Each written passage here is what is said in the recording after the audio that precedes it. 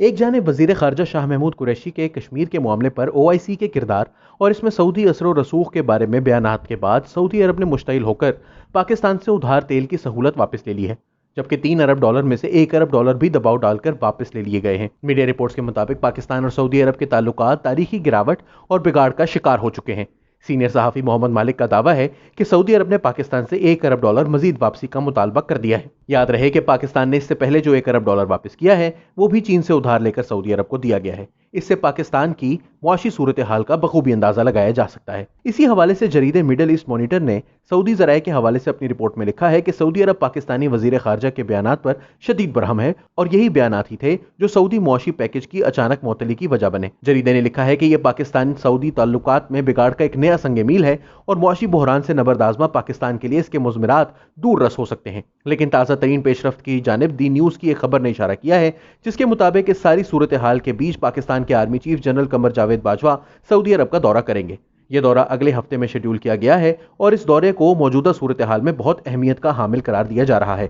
خبر کے مطابق جنرل قمر جاوید باجوہ سعودی بادشاہ شاہ سلمان اور ولی عہد محمد بن سلمان سے ملاقاتیں کریں گے، جس میں وہ افغانستان میں بدلتی صورتحال اور مقبوضہ کشمیر میں بھارتی بربریت کے بارے شاہی خاندان کو بریف کریں گے۔ خبر میں کہا گیا کہ امید ہے کہ یہ ملاقات دو ملکوں کے درمیان غلط فہمیوں کو دور کرے گی۔ میڈیا اطلاعات کے مطابق اس دورے کا مجموعی مقصد سعودی عرب کی قیادت کی ناراضی کو دور کرنا ہے جو کہ شاہ محمود قریشی کے بیانات کے بعد پیدا ہوئی ہے۔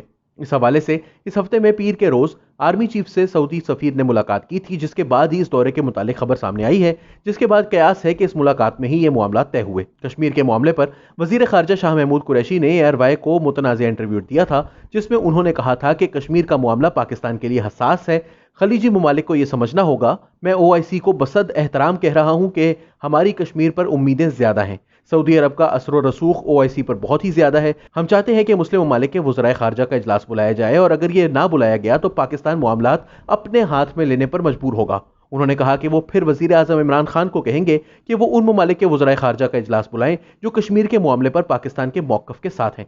انہوں نے ARY کے شو میں دیے گئے اس انٹرویو میں کہا کہ کشمیر کے معاملے پر وہ پھر آگے جائیں گے، یعنی سعودی عرب اور عرب ممالک کے ساتھ یا ان کے بغیر۔ یہ انٹرویو دراصل OIC کی جانب سے کشمیر کے معاملے پر مسلم ممالک کا خارجہ اجلاس بلائے جانے کی درخواست مسترد کرنے کے بعد دیا گیا تھا۔ تاہم لگ یہی رہا ہے کہ شاہ محمود قریشی کے بیانات کے بعد صورتحال پاکستان کے حق میں جانے کی بجائے مخالف سمت میں چلی گئی ہے، جسے سنبھالنے کے لیے جنرل قمر جاوید باجوہ میدان میں اترے ہیں۔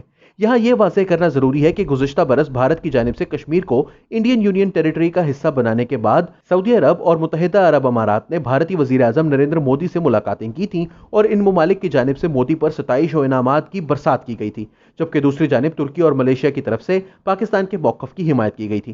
اس کے باوجود جب ملیشیا سمٹ کے لیے پاکستان کے وزیر اعظم نے شرکت کی حامی بھری تو سعودی حکومت کے دباؤ پر انہیں آخری لمحات میں اپنا دورہ منسوخ کرنا پڑا تھا۔ شاہ محمود قریشی نے بھی اپنے انٹرویو میں کہا تھا کہ ہم نے اپنے دوست کے کہنے پر آخری لمحات میں اس دورے سے معذرت کی اور ملیشیا کے وزیر اعظم مہاتیر محمد نے اس کے باوجود پاکستان سے کوئی شکوہ نہیں کیا، تو اب سعودی عرب کو بھی چاہیے کہ وہ پاکستان کے ساتھ کھڑا ہو۔ لیکن لگتا یہی ہے کہ شاہ محمود صاحب کی دھمکی ان کو ہی الٹی پڑ گئی ہے۔